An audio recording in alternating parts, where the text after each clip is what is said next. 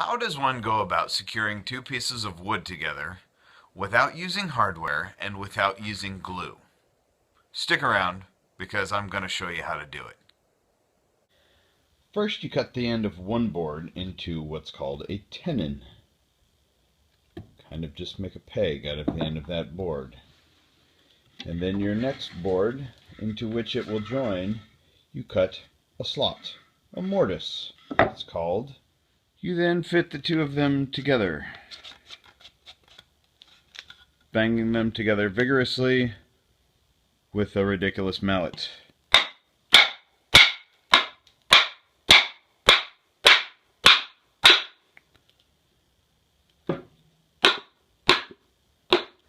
But you're not done there. Once you've determined they fit together, you take it back apart.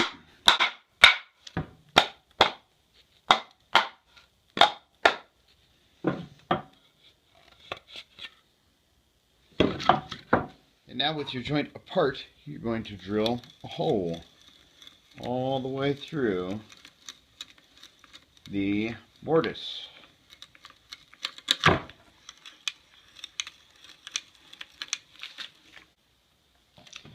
Now pound it all back together again.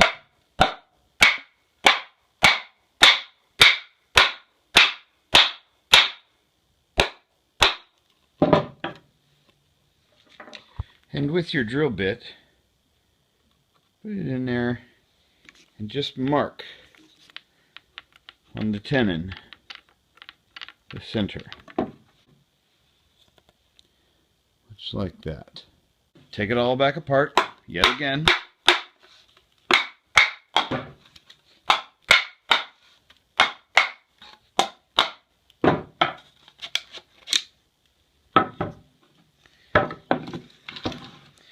And prepare to drill another hole. This is where the process for this joint becomes a little bit less straightforward, because rather than drilling the hole perfectly lined up like we've marked it, I want to move it this direction about a 1/16 to an 1/8 of an inch.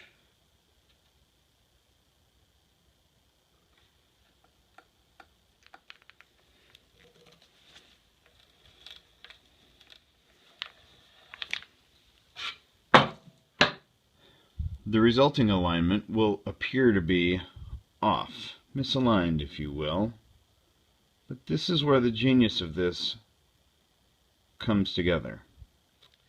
Because in the next step, we're going to drive a hardwood pin or a dowel into that hole. The result will be, as it pulls it together to line it up perfectly, it's going to pull both of these pieces of wood together for all eternity, or at least as long as we're concerned with.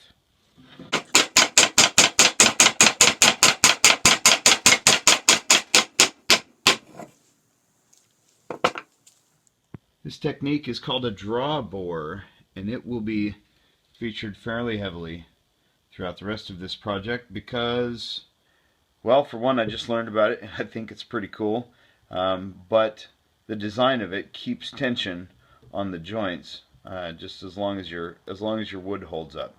And with hardwood pegs, it'll hold up for a long time. Well, where on earth do I get hickory pegs?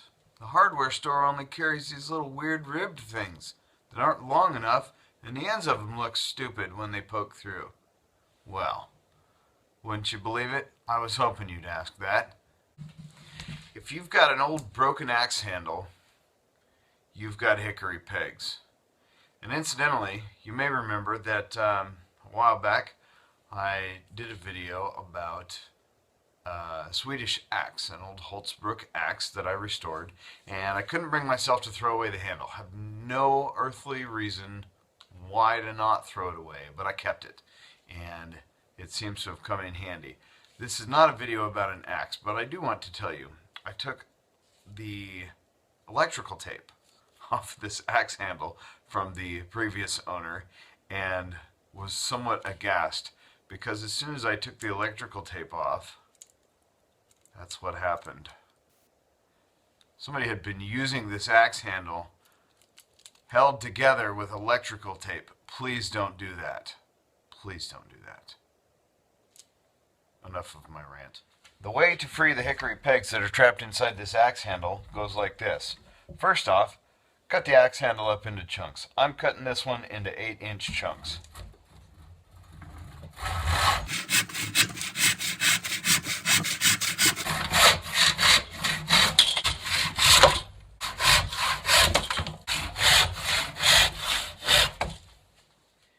And next you split them. If you're going to do this in a metal vise, make sure to put another piece of wood crosswise in that vise also, so that when your axe does the splitting and goes all the way through, you hit the wood rather than the vise with your axe. Split them into hunks no thinner than what you want your pegs to be. You want to give it at least a little bit of leeway, which it looks as though this one may have gotten a little skinny. We'll see. Next, you get out your favorite whittling knife and get after it. You need to whittle down one end to smaller than what you ultimately want to get out of it. So I'm making 3/8 pegs. I'm just going to whittle it down to a little bit smaller than that. Now, with the end of your donor material whittled down to something smaller than what you're going for, put into your vise a piece of metal into which you've drilled a hole that is the size you're going for. Put in your soon-to-be peg, making sure that the output where your peg comes out is not going to run into the neck of your vise and break your brand new peg, and pound it through.